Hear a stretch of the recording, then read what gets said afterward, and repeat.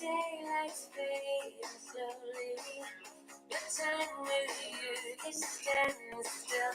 I'm waiting for you only. The slightest touch and I feel weak. I cannot lie. From you I cannot hide. I'm losing will to try. Can't hide it, can't fight it. So go on. Come on, leave me breathless. Take me deeply till I can't deny this love and feeling. Make me long for your kiss. So yeah, come on.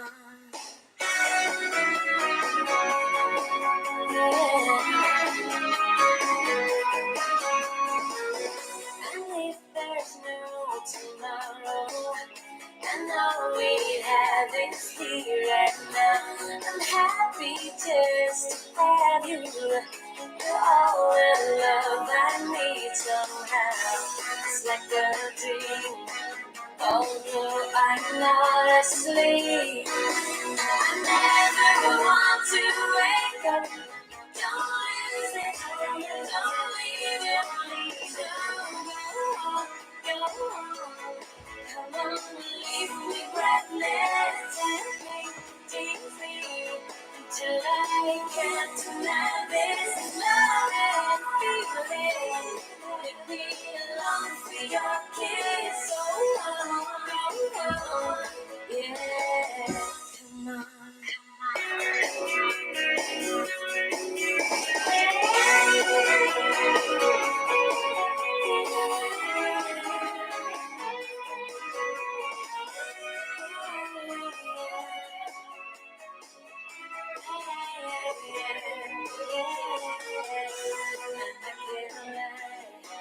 From you I cannot hide. I've lost my will to try. Can't hide it, can't find it. So go. Come on, leave me breathless. Take me deeply until I can't deny this love and feeling. Make me long for your kiss. Oh, come on, leave me breathless. Come on, leave me breathless. Come on, leave me breathless. Go on. There we are, the beautiful Cause. Bring us in to a Nunkie Arms, which will be filled with the words of an Irish writer to whom I shall introduce you in a moment. Let's see who's here. Susan Tailbury in sunny Southampton. Sunny Powys, sunny Southport. There's a lot of sunshine around. Hey, someone's in Stockholm. Hello, John Harvey. Julie Speedy has retracted her message. I hope that's not a bad sign. Evening from Sussex, Dunfermline, North Carolina. Hey, Lanny. Good to have you. And yeah, Dunfermline, Leicestershire, Stockport. Very good to have everyone. How many? 39. So we're a little down on our usual number 50, but perhaps we'll get some people joining us as time goes on. I don't know whether there's a kind of a national indifference is being developed towards weird literature at the moment, but I'm rehearsing my long delayed tour of two weird tales by H.P. Lovecraft, and I've got to say that ticket bookings are absolutely awful. Advance bookings are terrible. As it stands at the moment, I'm going to be playing to very small audiences over the country. So if you can stand spending an hour and a half listening to two stories by H.P. Lovecraft, whatever you think of H.P. Lovecraft, give it a go. Visit nunkie.co.uk/schedule, and you'll find a dozen or so dates all around the country where you can go and witness that event. Anyway, so H.P. Lovecraft has been on my mind very much since I got back from Denmark. I've been rehearsing the two stories, learning them, rehearsing at the same time. The two stories are Pickman's Model and The Music of Eric Zan, which are, I think, among his best stories, and perhaps among his more restrained stories as well. Perhaps that's not true of Pickman's Model, but there's a lot to interest in them, I think, and to entertain. Anyway, I've been thinking a lot of H.P. Lovecraft, and as well as writing stories, H.P. Lovecraft in 1927, I think, he published a very influential essay.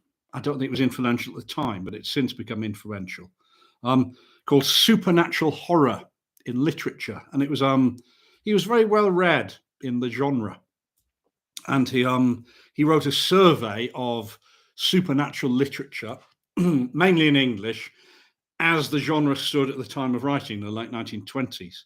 And he writes knowledgeably and articulately about some of his favourite writers, many of whom are regulars at the Nunkie Arms. So Arthur Machen, Algernon Blackwood, M.R. James. He greatly respected M.R. James.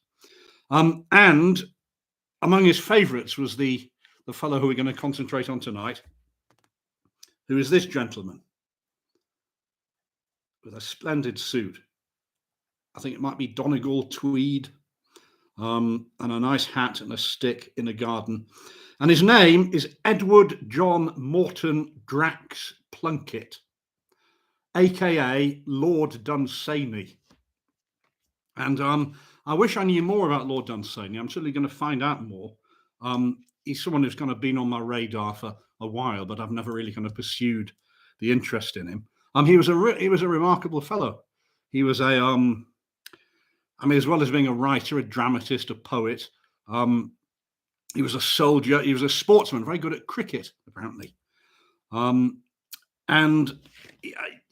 he has been almost entirely forgotten today, I think, apart from people who are interested in fantasy literature, as well as influencing H.P. Lovecraft. He's said to have been a very strong influence on Tolkien. And he wrote all sorts of stuff. Perhaps his most well-known recent work, or the work of his that's become well-known in recent years, is a short novel called My Conversations with Dean Spanley, of which there was quite a good film made a few years ago with Peter O'Toole.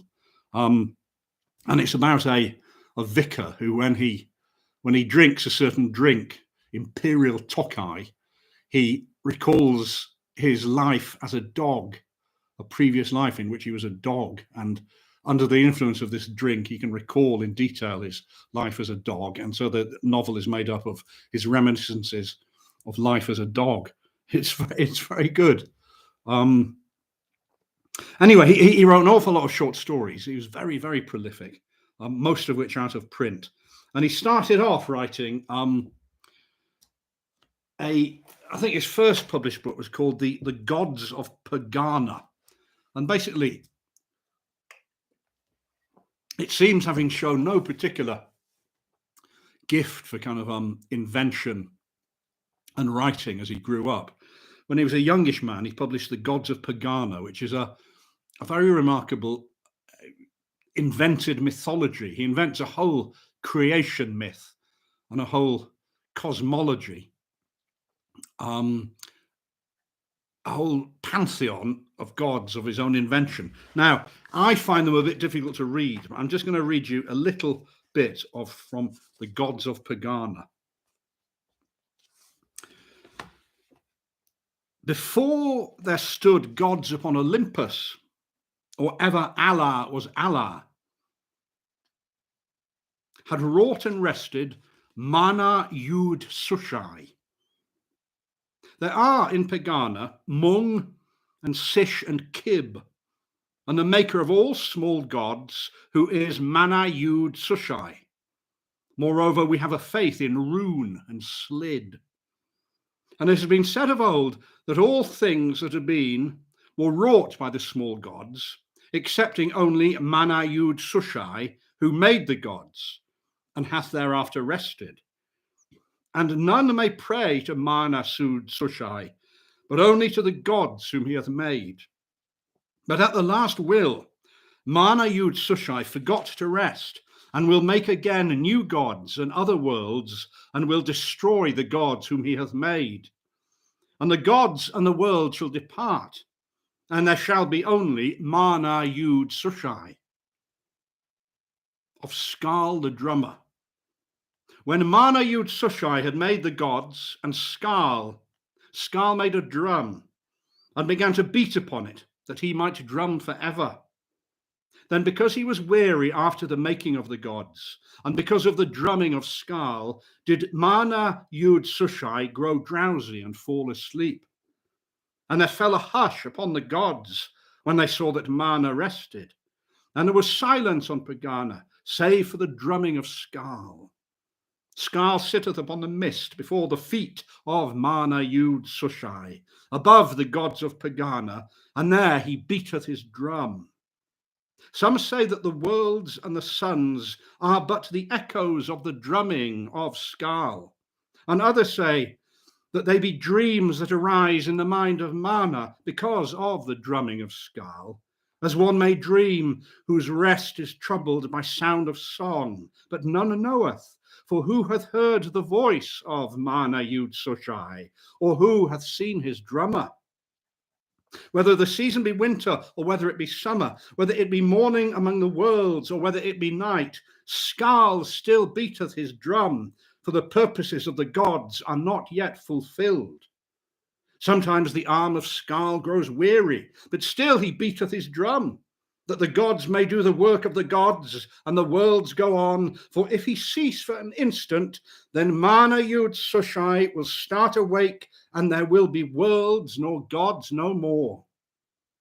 But when at last the arm of Skal shall cease to beat his drum, silence shall startle Pegana like thunder in a cave, and Mana Yud Sushai shall cease to rest. Then shall Skal put his drum upon his back and walk forth into the void beyond the worlds, because it is the end and the work of Skal is over.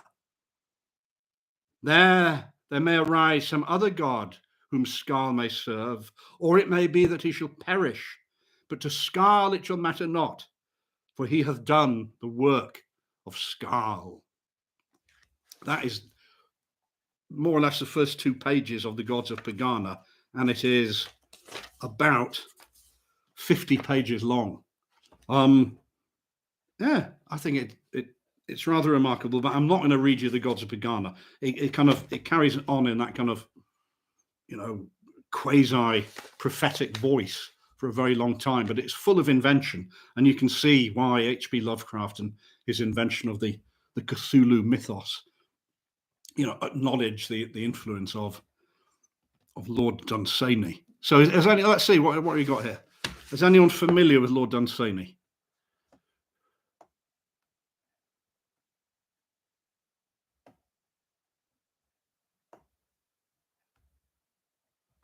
Oh yeah, okay, there we are. Oh, well, there we are. It's on Amazon, yeah. Okay, anyway, what I'm going to do now is read a more accessible story. I think something more accessible than the Gods of Pegana. I'm afraid I don't know when or under what circumstances this story was published. It's in there's a very good Penguin anthology of selected stories by Lord Dunsany, which you can actually, I got this in America, but I'm sure it's available here as well. And I'm just going to pour a drink. Then I'm going to read you this story, quite a short story, called The Ghosts by Lord Dunsany. That in its setting at least reflects his background as an Anglo-Irish peer. He grew up and lived in large estates, both in Ireland and in Kent, I believe. Anyway, this is The Ghosts. The argument that I had with my brother in his great lonely house will scarcely interest you. Not those of you, at least, whom I hope may be attracted by the experiment that I undertook and by the strange things that befell me in that hazardous region into which so lightly and so ignorantly I allowed my fancy to enter. It was at Wanley that I'd visited him. Now, Wanley stands in a wide isolation in the midst of a dark gathering of old whispering cedars. They nod their heads together when the north wind comes, and nod again and agree, and furtively grow still again and say no more a while. The north wind is to these cedars like a nice problem among wise old men. They nod their heads over it and mutter about it all together. Now, they know much, these cedars. They've been there for so long. Their grandsires knew Lebanon, and the grandsires of these were the servants of the king of Tyre and came to Solomon's court. And amidst these black-haired children of grey-headed time stood the old house of Wanley. I know not how many centuries had lashed against it their evanescent foam of years, but it was still unshattered, and all about it were the things of long ago, as cling strange growths to some sea-defying rock. Here, like the shells of long-dead limpets, was armour that men encased themselves in long ago. Here, too, were tapestries of many colours, beautiful as seaweed. No modern flotsam ever drifted hither, no early Victorian furniture, no electric light. The great trade routes that littered the years with empty meat tins and cheap novels were far from Wanley. Well, the centuries will shatter it and drive its fragments onto distant shores. Meanwhile, while it yet stood, I went on a visit there to my brother, and we argued about ghosts. My brother's intelligence on the subject seemed to me in need of correction. He mistook things imagined for things having an actual existence. He argued that second-hand evidence of persons having seen ghosts proved ghosts to exist. I said that even if they had seen ghosts, then that was no proof at all. Nobody believes that there are red rats, although there are plenty of first-hand accounts of men having seen them in delirium. Finally, I said that I would see ghosts myself and continue to argue against their actual existence. So I collected a handful of cigars and drank several cups of very strong tea and went without my dinner and retired into a room where there was dark oak and all the chairs were covered in tapestry. And my brother went to bed, bored with our argument and trying hard to dissuade me from making myself uncomfortable. All the way up the old stairs as I stood at the bottom of them, and as his candle went winding up and up, I heard him still trying to persuade me to just have my supper and go to bed. It was a windy winter, and outside the cedars were muttering, I know not what about. But I think that they were Tories of a school long dead and were troubled about something new. Within, a great damp log upon the fireplace began to squeak and sing and struck up a whining tune, and a tall flame stood up over it and beat time, and all the shadows crowded round and began to dance. In distant corners, old masses of darkness sat like chaperones and never moved. Over there, in the darkest part of the room, stood a door that was always locked. It led into the hall, but no one ever used it. Near that door, something had happened once of which the family are not proud. We do not speak of that. There in the firelight stood the venerable forms of the old chairs. The hands that had made their tapestries lay far beneath the soil. The needles with which I wrought them were many separate flakes of rust. No one wove now in that old room. No one but the assiduous ancient spiders who, watching by the deathbed of the things of yore, working shrouds to hold their dust. In shrouds about the corridors already lay the heart of the oak wainscot that the worm had eaten out. Surely, at such an hour, in a room like that, a fancy already excited by hunger and strong tea might see ghosts of former occupants. I expected nothing less. The fire flickered, and the shadows danced. Memories of strange historic things arose vividly in my mind, but midnight chimed solemnly from a 7-foot clock, and nothing happened. Now my imagination clearly would not be hurried, and the chill that is with the small hours had come upon me, and I'd nearly abandoned myself to sleep, when in the hall adjoining there arose the rustling of silk dresses that I had long waited for and expected. And then there entered into the room, 2 by 2, the high-born ladies and their gallants of Jacobean times. They were little more than shadows, very dignified shadows and almost indistinct. But, well, you've heard all the ghost stories before. You've seen in museums the dresses of those times. There's little need for me to describe them now. But they entered, several of them, and sat down in the old chairs, perhaps a little carelessly considering the value of the tapestries, and then the rustling of their dresses ceased. Well, there we are. I'd seen ghosts, and I was neither frightened nor convinced that ghosts existed. I was about to get up out of my chair and go to bed when there came a sound of pattering in the hall, a sound of bare feet coming over the polished floor, and every now and then a foot would slip, and I heard claws scratching along the wood as some 4-footed thing lost and regained its balance. I was not frightened, but I was uneasy. The pattering came straight towards the room that I was in, and then I heard the sniffing of expectant nostrils. Perhaps uneasy wasn't the most suitable word to describe my feelings then. And then suddenly a herd of black creatures, larger than bloodhounds, came galloping into the room. They had large pendulous ears. Their noses were to the ground, sniffing. They went up to the lords and ladies of long ago and fawned about them disgustingly. Their eyes were horribly bright and ran down to great depths.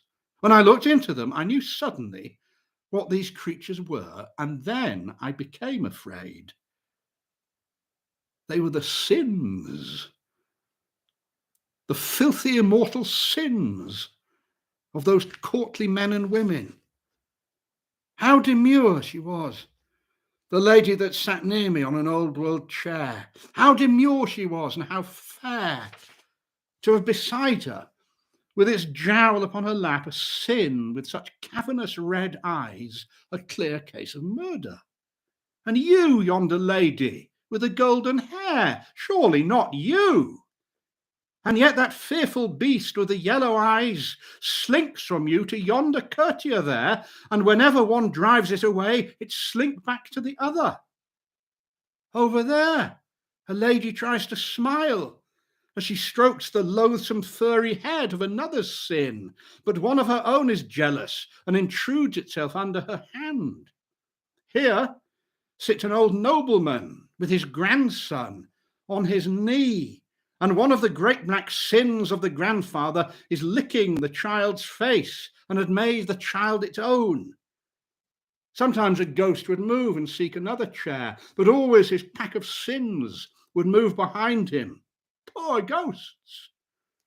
Poor ghost! How many flights they must have attempted for 200 years from their hated sins. How many excuses they must have given for their presence, and the sins were with them still, and still unexplained. Suddenly, one of them seemed to scent my living blood and bayed horribly, and all the other sins left their ghosts at once and dashed up to the sin that had thus given tongue. The brute had picked up my scent near the door by which I'd entered, and they moved slowly nearer to me, sniffing along the floor and uttering every now and then their fearful cry. I saw that this whole thing had gone too far, but now that they had seen me, now that they were all about me, the sins sprang up trying to reach my throat. And whenever their claws touched me, horrible thoughts came into my mind, and unutterable desires dominated my heart. I planned bestial things as these creatures leapt about me, and I planned them with a masterly cunning. A great red-eyed murder was among the foremost of those furry things from whom I feebly strove to defend my throat. And suddenly it seemed to me the most perfect idea that I should murder my brother. Now, it seemed important to me that I would not risk being punished. I knew where the revolver in the house was kept. After I'd shot him, I would dress the body up and put flour on his face like a man who'd been pretending to be a ghost. It would be very simple. I would simply say that he had frightened me, and the servants, of course, had already heard us talking about ghosts. I mean, that there were one or two trivialities which would have to be arranged, but nothing escaped my mind. Yes, it seemed to me a very good idea that I should murder my brother. And I looked into the red depths of this creature's eyes. But one last effort as they dragged me down occurred to me. If two straight lines cut into another, I said, the opposite angles are equal. Let AB, CD cut another at E, then the angles CEA, CEB equal two right angles according to proposition 13 of Euclid. Also CEA, AED equal two right angles. I moved towards the door still to get the revolver. A hideous exultation now arose among the beasts, so I tried again. But the angle CEA is common, therefore AED equals CEB. In the same way, CEA equals DEB QED. It was proved. Logic and reason re-established themselves in my mind. There were no longer any dark hounds of sin. The tapestried chairs were empty. And it seemed to me an inconceivable thought that any man should want to murder his brother.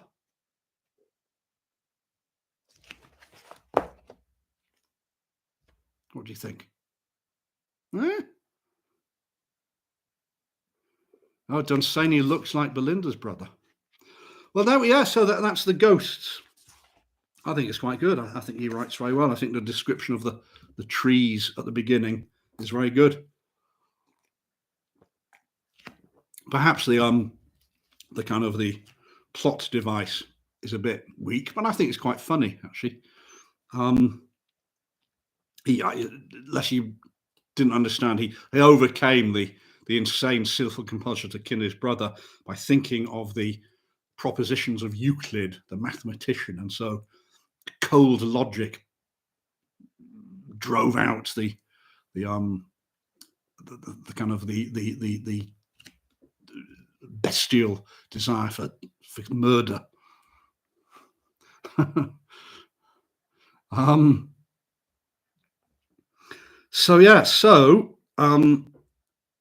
took lot less time than I imagined it would.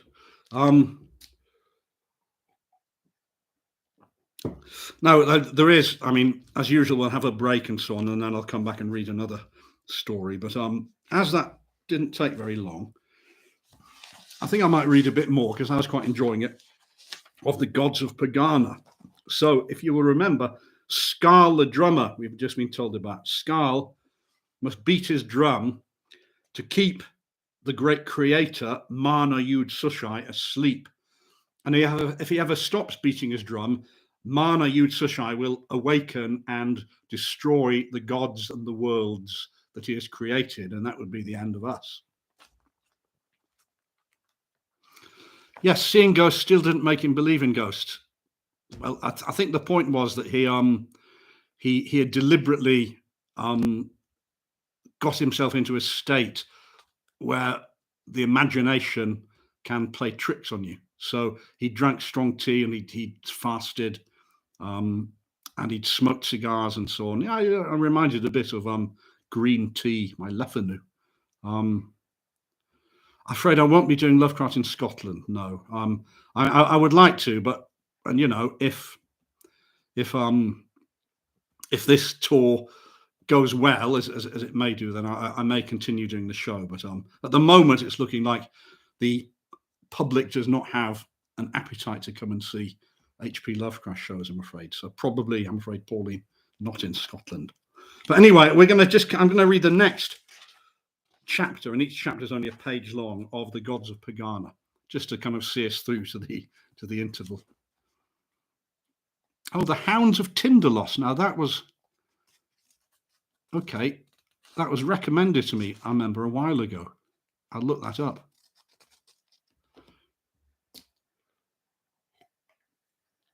Anyway, when Mana Yud Sushai had made the gods, there were only the gods, and they sat in the middle of time. For there was as much time before them as behind them, which having no end had neither a beginning. And Pegana was without heat or light or sound, save for the drumming of Skal. Moreover, Pegana was the middle of all, for there was below Pegana what there was above it, and there lay before it what lay behind. Then said the gods, making the signs of the gods, and speaking with their hands, lest the silence of Pegana should blush.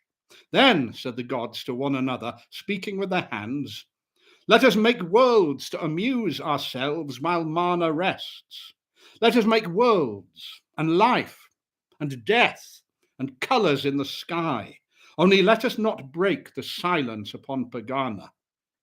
Then raising their hands, each god, according to his sign, made the worlds and the suns, and put a light in the houses of the sky. Then said the gods, let us make one to seek, and never to find out concerning the wherefore of the making of the gods. And they made by the lifting of their hands, each god according to his sign, the bright one with the flaring tail, to seek from the end of the worlds to the end of them again, to return again after 100 years. Man, when thou seest the comet, know that another seeketh beside thee, nor ever findeth out. Then said the gods, still speaking with their hands, let there now be a watcher to regard. And they made the moon, with his face wrinkled with many mountains, and worn with 1,000 valleys, to regard with pale eyes the games of the small gods, and to watch throughout the resting time of Mana Yud Sushai, to watch, to regard all things, and to be silent. Then said the gods, let us make one to rest, one not to move among the moving, one not to seek like the comet, nor to go round like the worlds, to rest while Mana rests. And they made the star of the abiding and set it in the north. Man, when thou seest the star of the abiding, know that one resteth as doth Mana Yud Sushai, and know that somewhere among the worlds is rest. Lastly, the gods said, we have made worlds and suns, and one to seek and another to regard. Let us now make one to wonder. And they made the earth to wonder, each god by the uplifting of his hand according to his sign. And earth was.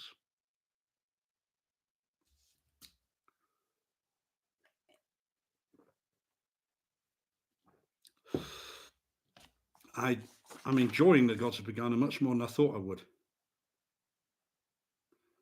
I'm just going to read you, because it's only a few lines long, a chapter called The Sayings of Kib. Kib said, I am Kib. I am none other than Kib. Kib is Kib. Kib is he and no other. Believe. Kib said, when time was early, when time was very early indeed, there was only Mana Yud Sushai. Mana Yud Sushai was before the beginning of the gods, and shall be after their going. And Kib said, after the going of the gods, there will be no small worlds, nor big. Kib said, it will be lonely for Mana Yud Sushai. Because this is written, believe! For is it not written, or are you greater than Kib? Kib is Kib.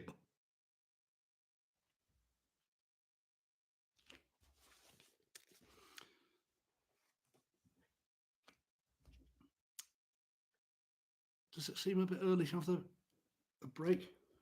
What's going on here? What's going on in the chatosphere?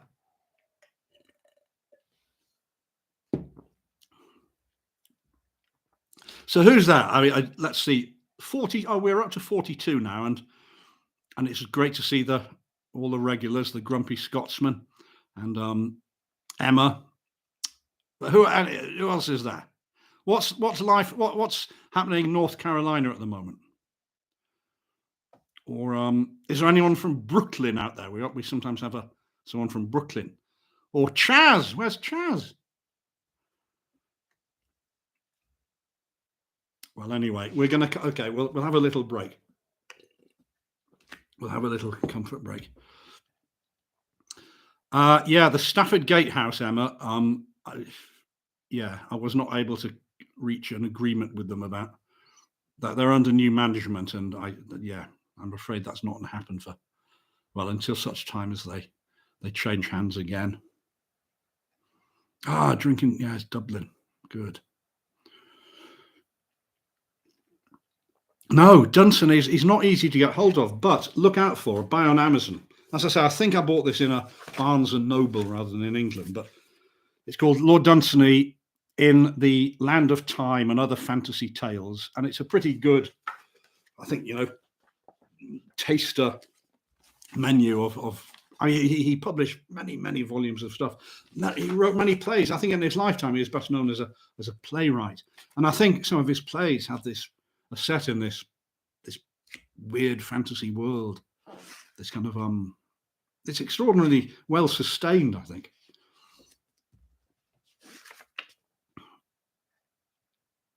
Yes, there we are. Yes, no, Lanny, I am familiar with North Carolina. I visit there fairly often. It's very good to have you here. Anyway, I think I'm just going to replenish my glass, have a little comfort break. Make yourselves at home, just enjoy the vibe.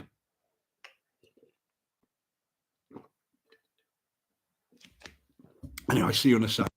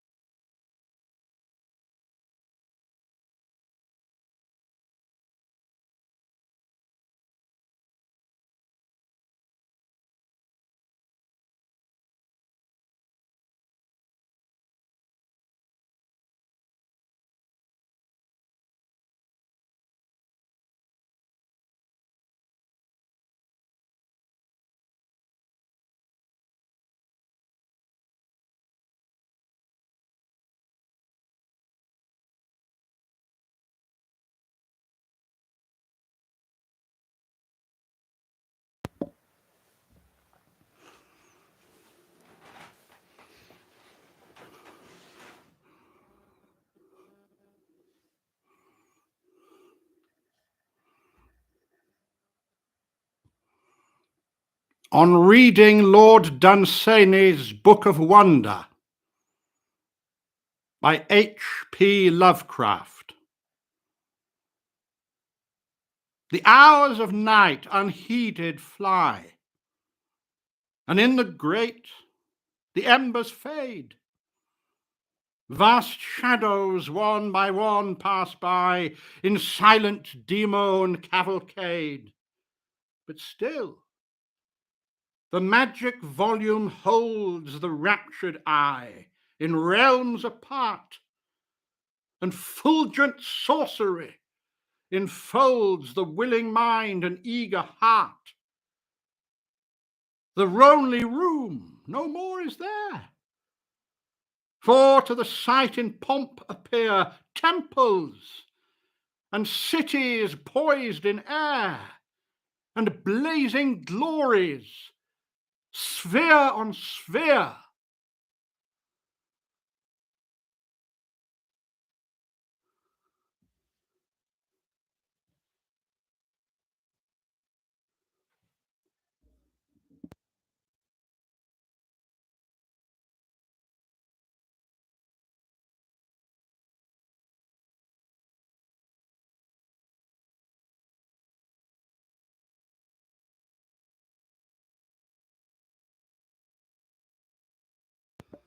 There we are, that's better. I've got a bit of that left.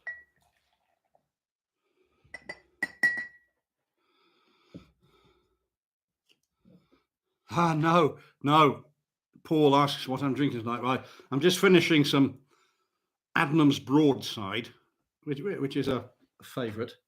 No, the one in Jutland, which people who joined me in the last Nunkie Arms, was called Tolland Man, strong English ale. I've still got a couple of bottles in the other room. I'm kind of waiting for unwelcome guests to come around to give that to them. Anyway, I'm about to finish off the broadside, and then I'm going to have another one I frequently have at the Nunkie Arms is this, the Blandford Fly, which is a slightly gingery sort of beer from Dorset. You may remember my anecdote about when I drove past the brewery. So here we are. It sounds like someone keeping a baby asleep, lest it wake and destroy the. Okay, Lisa? What do you mean?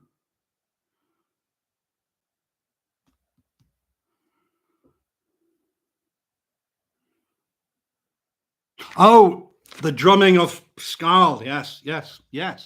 That's right. I understand. Yes, there we are. Very good.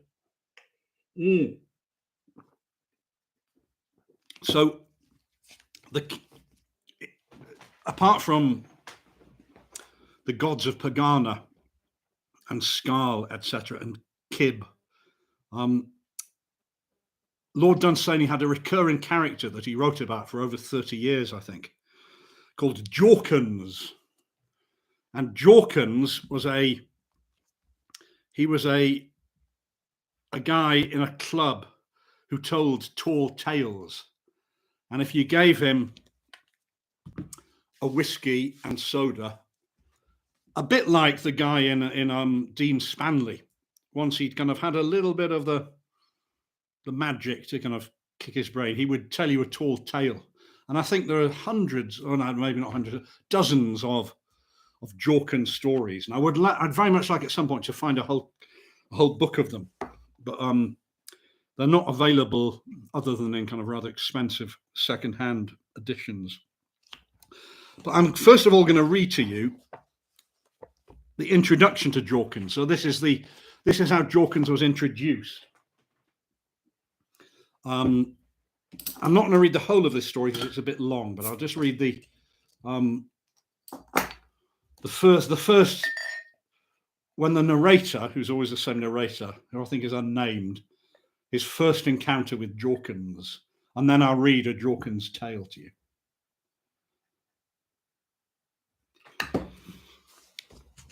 So this is the beginning of the tale of Abu Lahib, but you're not going to hear about Abu Lahib. When I met my friend Murcoat in London, he told me much about his club. Now, I had seldom heard of it, and the name of the street in which Murcoat told me it stood was quite unknown to me, although I think I had driven through it in a taxi. And if so, I remembered the houses as being mean and small. And Murcoat admitted that it wasn't a very large club, had no billiard table and very few rooms. And yet there seemed to be something about the place that entirely filled his mind and made that trivial street for him the centre of London. And when he wanted me to come and see it, I suggested that we go the following day, but he put me off. And again, when I suggested the next day, he put me off again. There was evidently nothing much to see. There was no pictures, no particular wines, nothing that other clubs boast of. But one heard tales there, he said. Very odd tales sometimes. And if I cared to come and see the club, it'd be a good thing to come one evening when old Jorkens was there. I asked him who this Jorkens was, and he said that he had seen a lot of the world. And then we parted, and I forgot all about Jorkens, and I saw nothing more of Murcoat for some days. And then a few days later, Murcoat rang me up and asked me if I would come to his club that evening. Well, I had agreed to come, but before I left my house, Murcoat surprised me by coming round to see me. There was something he wanted to tell me about Jorkens, he said. He sat and talked to me for some time about Jorkens before we started, although all that he said of him might be expressed by one word. Jorkens was a good-hearted fellow, he said, and he'd always tell a story in the evening to anyone who offered him a small drink. Whiskey and soda was what he preferred. And he'd seen a good deal of the world, and the club relied on his stories in the evening. It was quite a feature of the club. And, well, the club wouldn't be the club without Jorkens. And, it helped pass the evening anyway. But one thing he must warn me, and that was never to believe a word that Jorkens said. It wasn't Jorkens' fault. He didn't mean to be inaccurate. He merely wished to interest his fellow members and to make the evening pass pleasantly. He had nothing to gain by any inaccuracies, and he had no intention to deceive. He just did his best to entertain the club, and all the members were grateful to him. But once more, Murcoat warned me to never believe any of Jorkens's tales, or any part of them, not even the smallest detail of local colour. I said, all right, a bit of a liar then. Oh, said Murcoat. Oh, poor old Jorkens, that's rather hard. But still, I've warned you, haven't I? And with that warning clearly understood, we went down and hailed a taxi. Now, it was after dinner when we arrived at the club, and we went straight up into a small room in which a group of members was sitting about near the fire. And I was introduced to Jorkens, who was sitting gazing into the glow with a small table at his right hand. And then he turned to Murcoat to pour out what he had probably already said to all the other members that evening. A most unpleasant episode occurred here last evening, he said. Thing I've never known before, and shouldn't have thought possible in any decent club. Shouldn't have thought it possible. Oh, really, said Murcoat. Well, I'm sorry, what happened? Young fellow came in yesterday, said Jorkens. They tell me he's called Carter. He came in here after dinner, and I happened to be speaking about a curious experience I had once in Africa, over the watershed of the Congo, somewhere about latitude 6. Oh, it was a long time ago. Well, never mind the experience. But I'd no sooner finished speaking about it when this young fellow, was he Carter? Anyway, whatever his name was, he said that he simply didn't believe me. Simply and unmistakably that he disbelieved my story. I claimed to know something about geography or zoology which did not tally with his impudent mind with the actual experience that I had had on the Congo, side of the watershed. Now, what are you to do when a young fellow has the effrontery, the brazen-faced audacity? Oh, but no, Murcoat interrupted. We must have him turned out of the club. Sorry, a case like that should come before the committee at once. Don't you think so? And his eye turned to the other members, roving it till it fell upon a weary and weak individual who was evidently one of the committee. Oh, yeah, Yes, of course, he said unconvincingly. Well, Mr. Jorkins, said Murcoat, we'll get that done at once. And one or two more members muttered yes, and Jorkins' indignation sank now to minor mutterings and to occasional ejaculations that shot out petulantly but always delivered in an undertone. The waters of his imagination were troubled, although the storm was partly abated. Well, it seems outrageous to me, I said, but I hardly like to say any more because I was a guest at the club. It is outrageous, said Jorkins, and we seemed no nearer to getting a story. I wonder if I might order a whisky and soda, I said to Murcoat. For silence had fallen once again, and at the same time I nodded towards Jorkins to suggest that the destination should be there. I'd waited for Murcoat to do this without being asked, and now he ordered 3 whiskies and sodas listlessly, as though he thought there wasn't much good in it. And when the whisky drew near the lonely table that waited desolate at Jorkins' right hand, Jorkins said, No, not for me. I thought I saw surprise for a moment pass like a ghost through the room, although no one said anything. No, never drink whisky, said Jorkins. And now and then, I did used to order it as a stimulus to my memory. I mean, it has a wonderful effect on the memory, of course, but no, as a drink, I never touch it. I dislike the taste of it. And so his whisky went away. We seem to be no nearer the story. Well, I took my glass with very little soda, sitting in a chair near Jorkins. I had nowhere to put it down. Might I put my glass on your table, Mr. Jorkins? I said. Yes, of course, yes.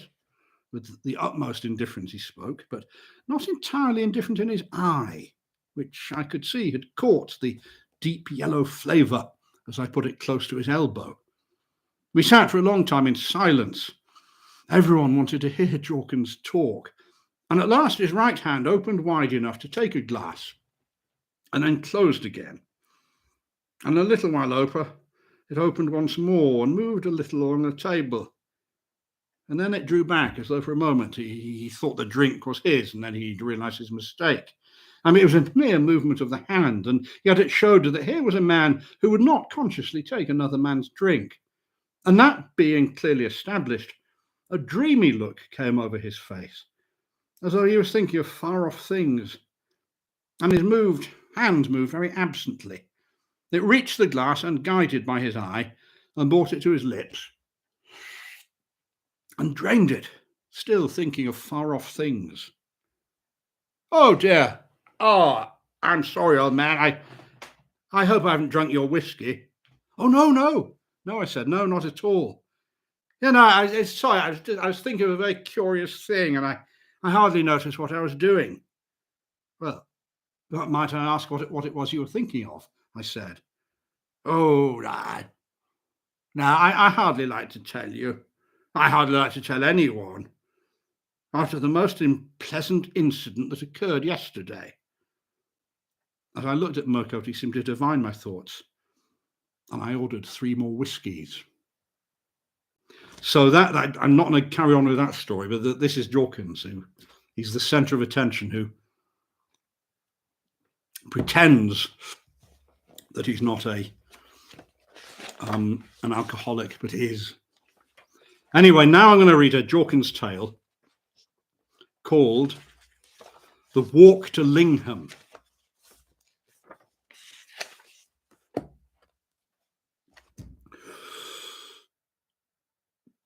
There's a kind of idea, said Jorkins, that I can't tell a story without some kind of a drink inside me. Now, how this idea gets about, I have not the faintest notion. I mean, a story crossed my mind only this afternoon. If you can call an actual, genuine experience a story.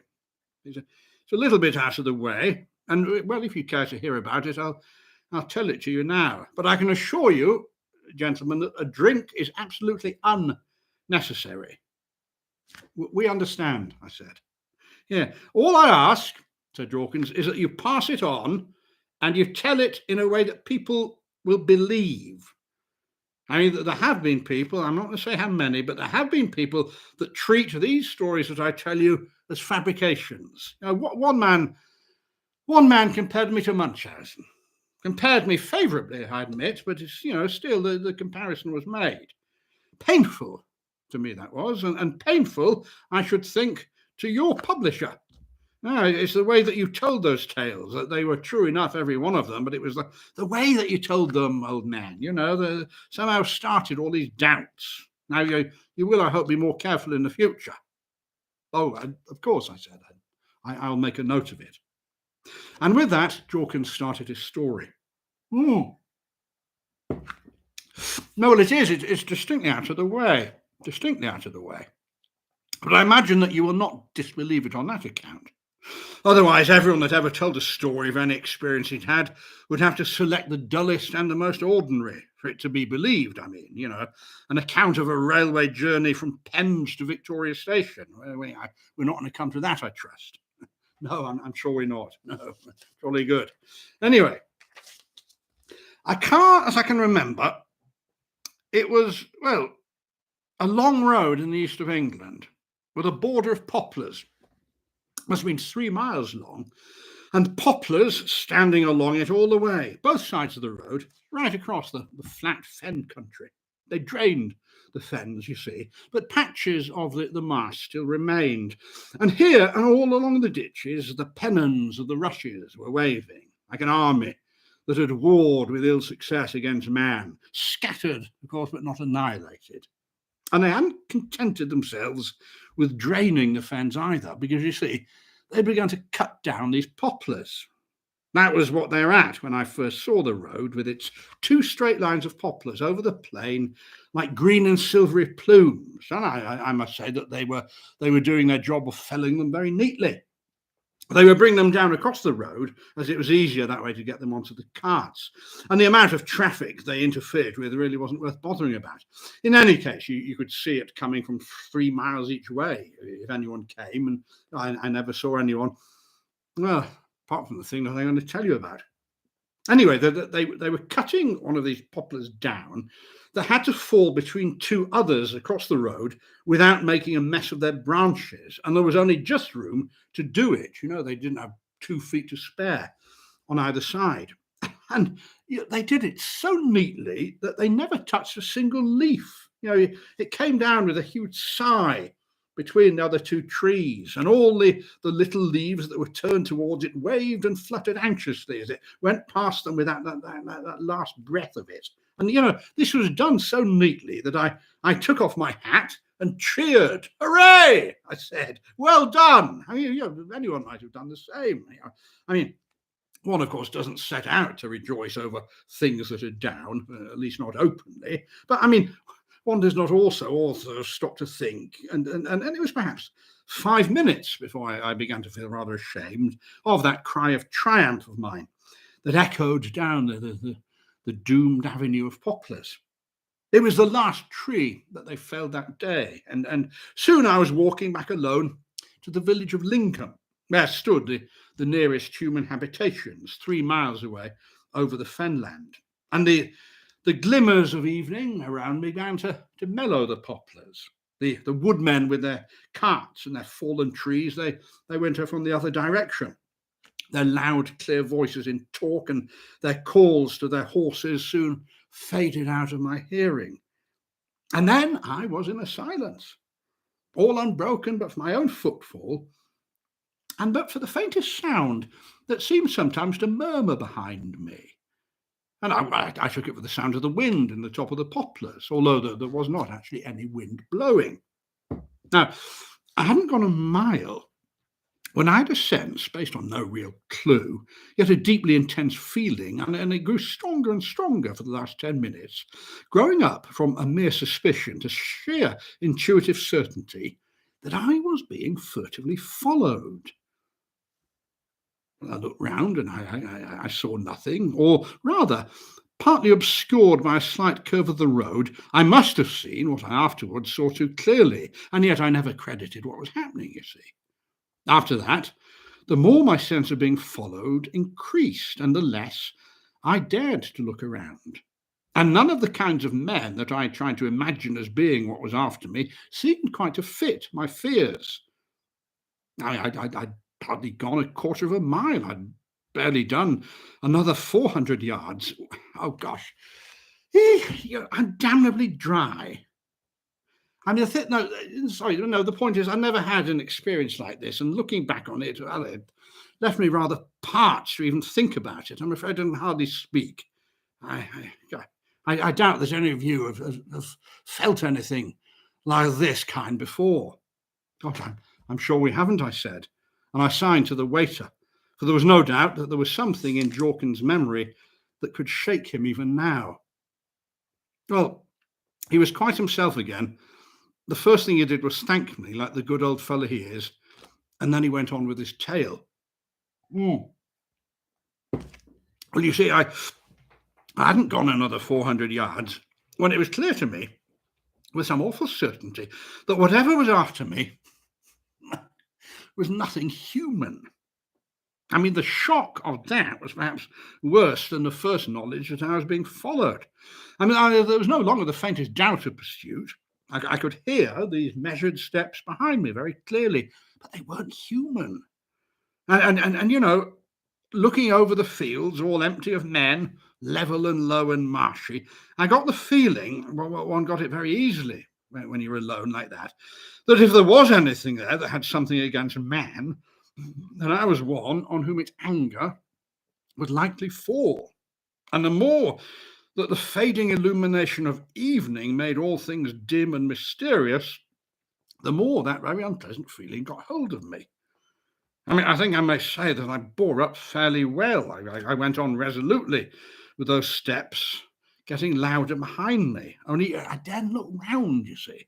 I was afraid when I knew I was followed. I freely admit that. I was more afraid when I knew that it was nothing human, and yet I held on with a certain determination not to give way to my fears, except that one about not looking round. I mean, it wasn't the memory of anything I've told you about that made my throat go dry just now. Sorry, excuse me. A frightful terror, you see, was still in store for me.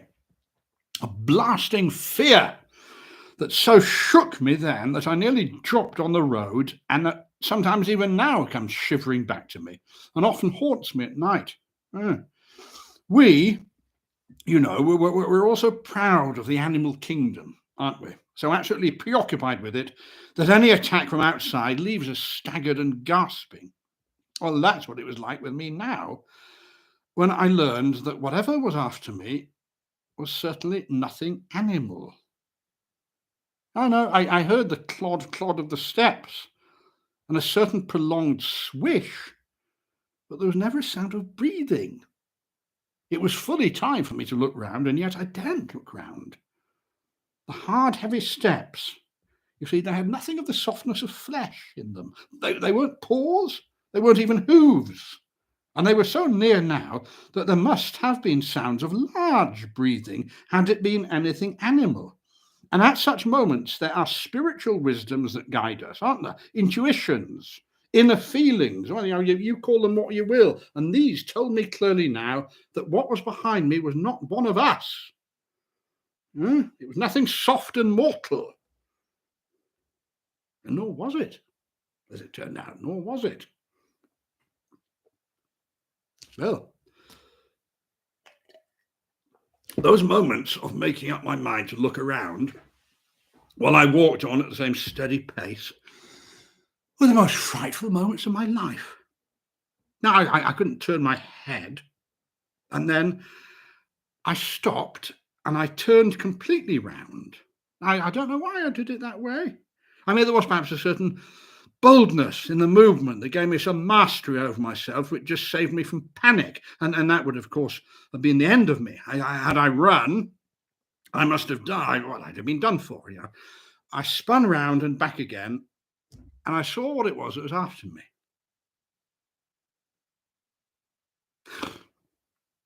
Well, I told you earlier how I cheered when the poplar fell. I was standing right under its neighbour, and the men had been cutting down poplars for weeks. I remember the look of that tree by which I'd stood when I emitted my cheer. I chanced to note the hang of its branches. And I recognised it again now, because it was right in the middle of the road. One root was lifted up with clods of earth clinging to it, and it was stumping after me down the road to Lingham. Gentlemen, do not think from any calmness with which I tell you this that I was calm then. To say that I wasn't utterly racked with terror, well, it would be simply to tell you a lie. One thing alone my reeling mind remained master of, and that was that I must not run. Old tales came back to me of men that were followed by lions, and my mind was able to hold them and to act as they had taught. Never run, I kept saying to myself. It was the last piece of wisdom left to my unsettled wits. Now, of course, I tried to quicken my pace unnoticed. Whether I succeeded or not, I don't know. But the tree was terribly close behind me. I turned round no more after that, but I knew what it looked like from the sound of its awful steps, and the crab-like they came up, and elephantine, and stumping grimly on. And I knew from the sigh in its leaves that the twigs were all bending back as it hurried after me, and yet I never ran. And the other poplars, they seemed to be watching me. There was not that air of aloofness at inanimate things, if they really be inanimate, yeah? There was not that air of aloofness that they should have towards us. Far less was the respect that is due to man. I was alone amongst the anger of these trees. I'd never touched them myself. Now, my knees weren't too weak to have run. No, I know, I could have done it. It was only my good sense that held me back. The last steady sense that was left to me. I knew that if I ran, I would be helpless, you see, before the huge pursuit of that tree. Well, it stands to reason, if you look at it reasonably, as one can, sitting here now, that anything that is after you, whatever it is not going to let you get right away from it, you see. And the more you try to escape, the more you're going to excite it. And then there were the other trees, of course. I didn't know what they were going to do. They were merely watchful as yet, but I felt that it was best to go calmly on as though nothing was wrong, and making the most of that arrogance, I suppose one must call it, that marks out our attitude to all inanimate things. As evening darkened, the snipe began to drum over the empty waste that lay flat and lonely all around me. And I might have felt some companionship in my awful predicament from these little voices of the animal kingdom, only that somehow or other I could not feel so certain as to what side they'd be on if it came to it.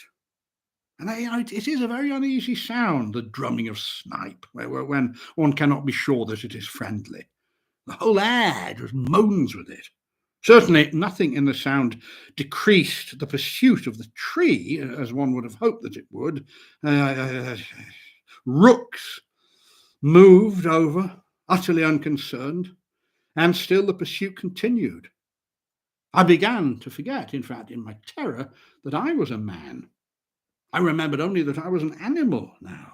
I had some foolish hope that as the rooks went over and the snipe's feathers cut through the air, these awful poplars and the terror that came behind me might drop back to their proper station. But no, the sound of the snipe seemed only to add to the loneliness, and the rooks seemed only to aid to the gathering darkness, and nothing turned the poplar as yet from its terrible usurpation.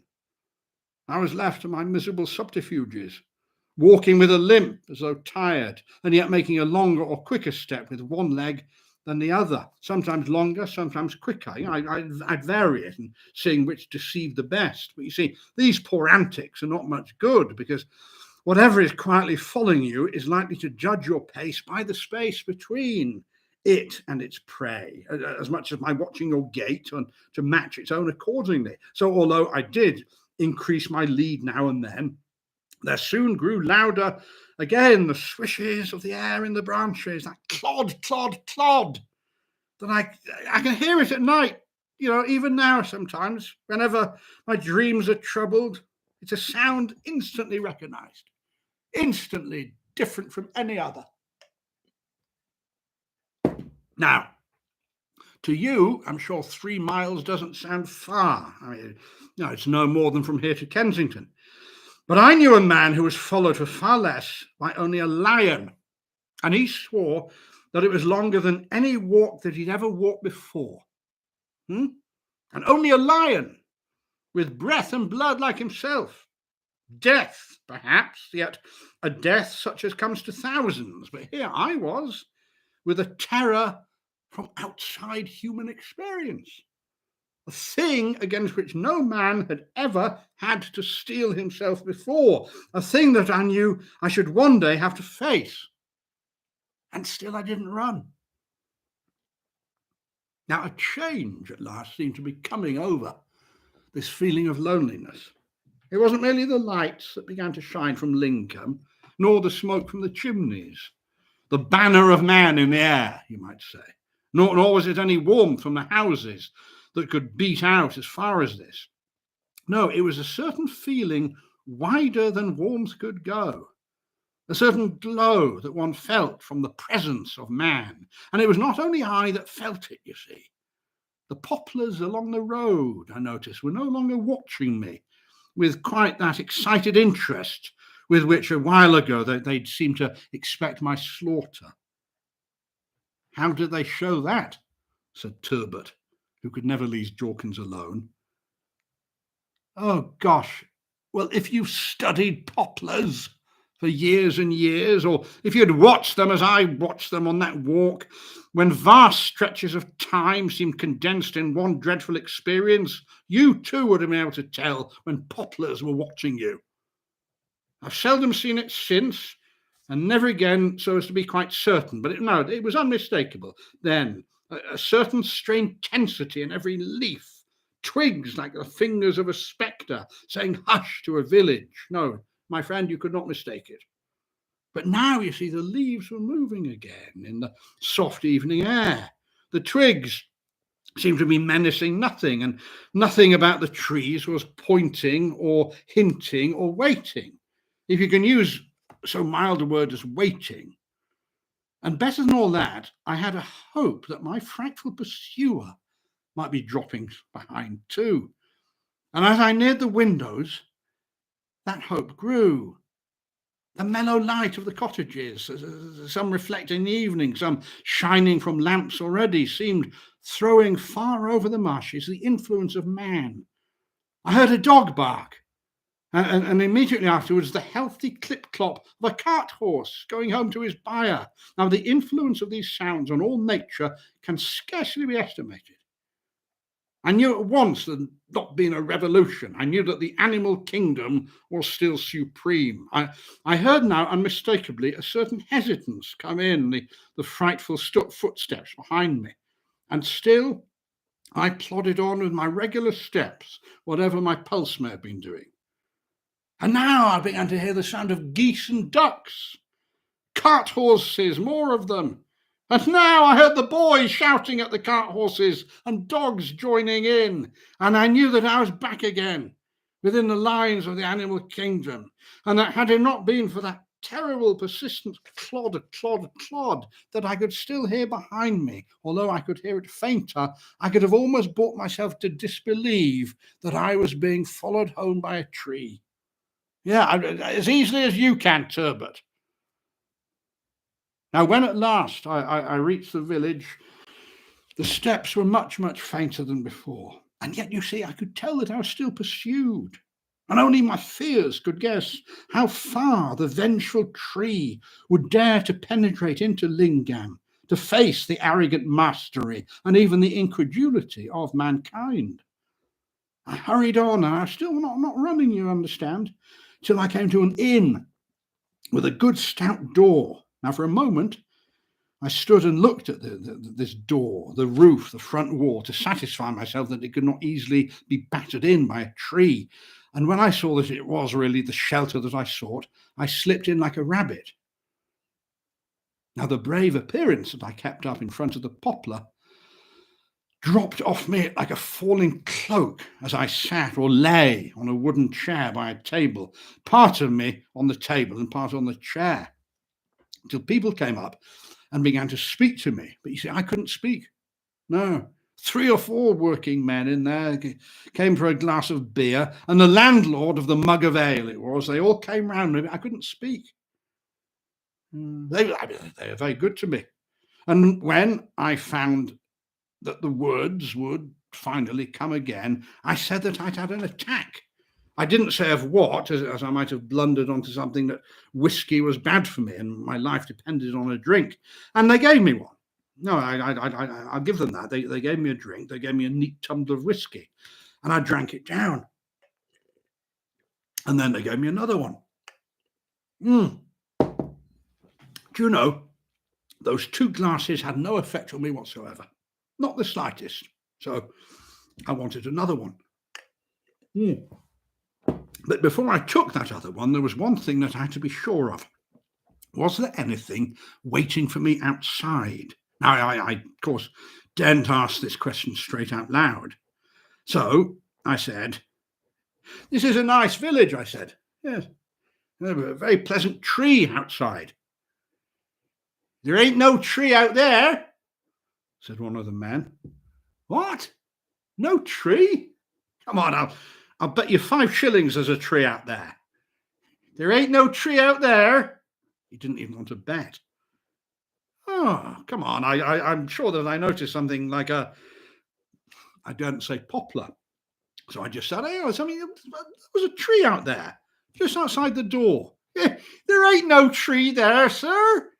"Well, I'll bet you 10 shillings there's a tree out there," I said. And he took that. "Well, all right then, you go and have a look, governor." Well, you don't think I was going to go outside that door again. So I said, "Oh, no, sir. No, you must decide. I meant trust your memory against mine. But if you go outside and look and say whether there's a tree there or not, then that is good enough for me." Well, he smiled and thought me a bit dotty. Oh, Lord. Imagine what he thought if I told him the truth. Anyway, he came back with the news that thrilled all through me. The golden, glorious news that I had lost 10 shillings. And after that, I paid my bet and I had another glass of whiskey, which I did not dare to risk while I didn't know how things were. And that last glass of whiskey won. Yeah, it beat my misery. It beat my fatigue and my terror and the awful suspicion, which partly haunted my reason, that this unquestioned domain that animal life believes itself to have established had been overthrown. Yeah, that whiskey beat everything. And I dropped into a deep sleep there at the table. I woke the next day at noon, immensely refreshed, where the good fellows had laid me upstairs on a bed. I looked out over the ruddy tiles. There was a yard below with poultry among walls of red brick, a goat tied up there, and a woman went out to feed him. And from beyond came all the ancient sounds of the farm, against which time can do nothing. I revelled in these sounds of animal mastery, and I felt a safety there in the light of that bright morning that somehow told me that my dreadful experience was over. Now, I suppose, yeah, some of you will probably tell me that it was a dream. But no. One does not remember a dream like that after all these years. No, that frightful poplar had something against man. And I must say, it had cause enough. I mean, what it could have done, if it had run after me, that's not worth thinking about. And Jorkens didn't think of it. With a cheery wave of his hand, he made the sign to the waiter that drowns out memory.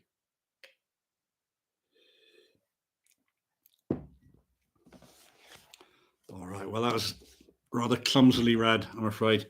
But I think it's a good story. It could do with a bit of editing. But I do think it's a good story.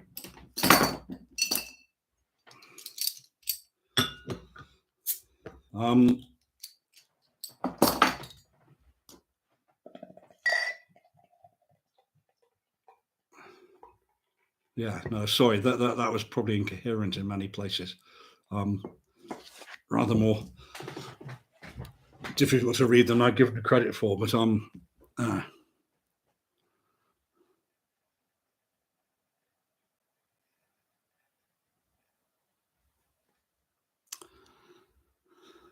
yeah, trees, the weirdness of trees. Absolutely. Yes, that's why, of course, because there were trees in the talking about the cedars and that other story as well. Yeah. Well, Andrew, I think you might be missing the point. If you cut the poplar down, that may provoke its friends. I think you want to leave the poplar.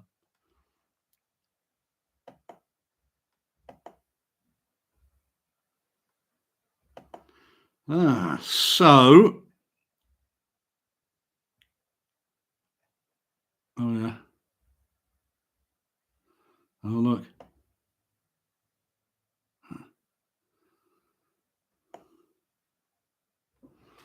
Hey, I'm fascinated by this parenthesis message retracted. I wonder if, as the owner of this site, I can retrieve the retracted messages.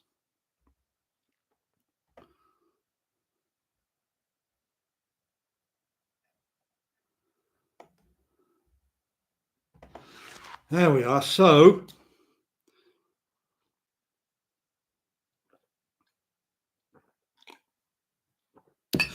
yeah, and actually, given that we have, I normally, there's a few minutes before the Nunkie Arms closes down. I'm going to read some more of the Gods of Pegana. This is of the game of the gods. 1,000,000 years passed over the first game of the gods. And Mana Yud Sushai still rested, still in the middle of time. And the gods still played with the worlds. The moon regarded, and the bright one sought, and returned again to his seeking. Then Kib grew weary of the first game of the gods, and raised his hand in Pegana, making the sign of Kib. And earth became covered with beasts for Kib to play with. And Kib played with the beasts.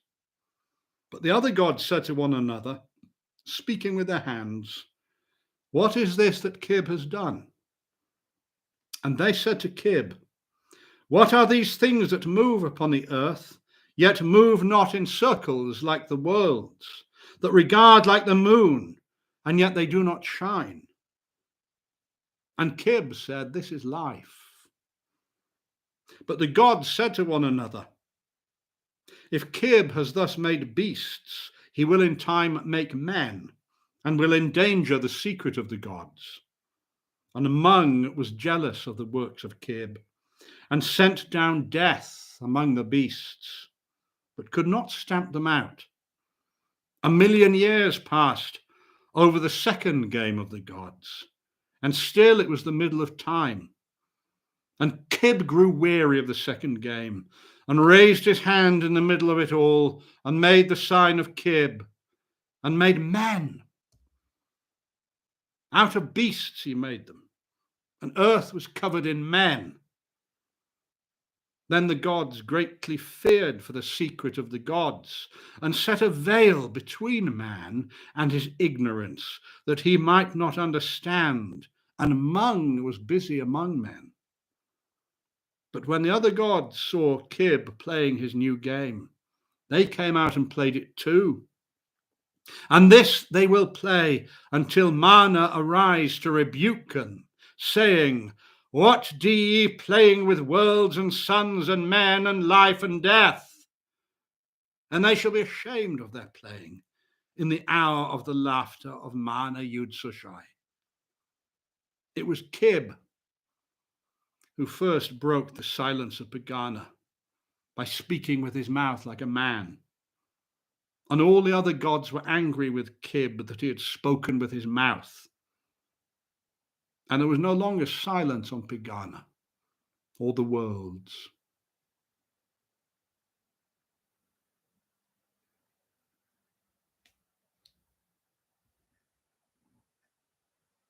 Ah. Wow, I could. God, I think maybe, although it would be maybe a bit hard on the voice, I may do a unheralded, unadvertised live reading of the whole of the Gods of Pegana. And if you're lucky, you'll find it.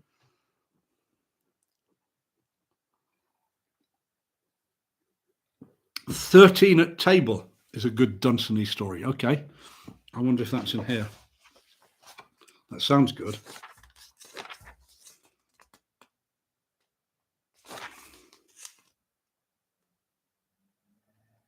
Oh, and I know this is one I nearly read called The Exiles Club, but it's a bit long to read now. Oh, I should have remembered The Exiles Club.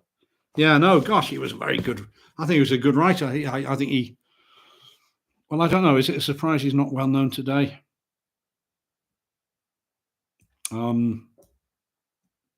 You know, a man of great imagination and literary ability as well, I think.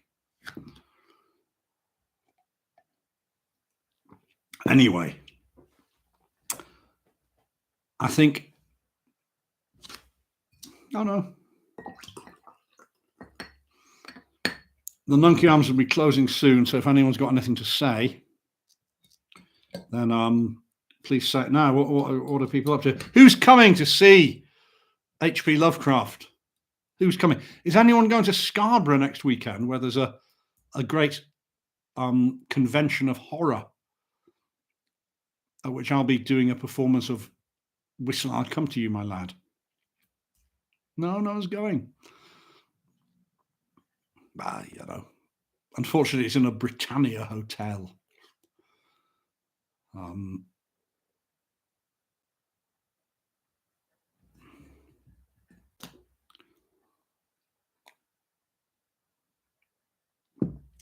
Rick, thank you very much, Rick. Good. Yeah. Okay, so in fact, I should say that the Rick's booked for 2 nights in Salford. The first night, the second night, which is the Friday, I think, is going to be the H.P. Lovecraft show. The first night is going to be a preview of a work in progress.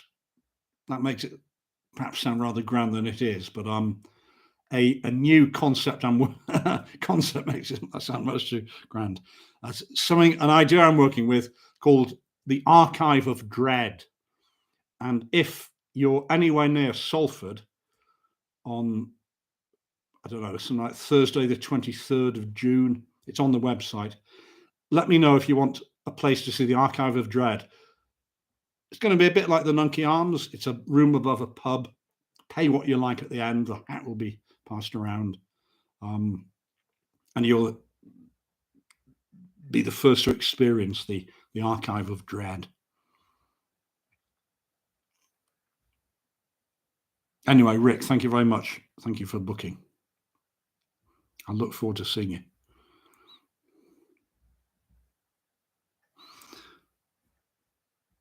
Oh, that sounds Macabre Heritage by Rudimentary Penny.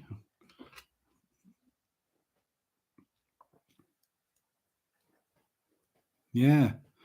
I'd struggled with the Gods of Pegana before, but reading it out loud did invest it with something I'd not noticed before. Anyway, it's lovely to see you all. Thank you very much for joining in. I discovered I was hoping to have a big party on the anniversary of the Nunkie Arms, but we've passed it. We've had our first jubilee already, back in April. So this, I think, has been the 15th iteration of the Nunkie Arms. Long may it continue. We will have live Nunkie Armses in the future. So if you're not on my mailing list, as I think you probably must be, then join it at the Nunkie website. And yeah, see you all soon. Lovely to see you. Thank you very much.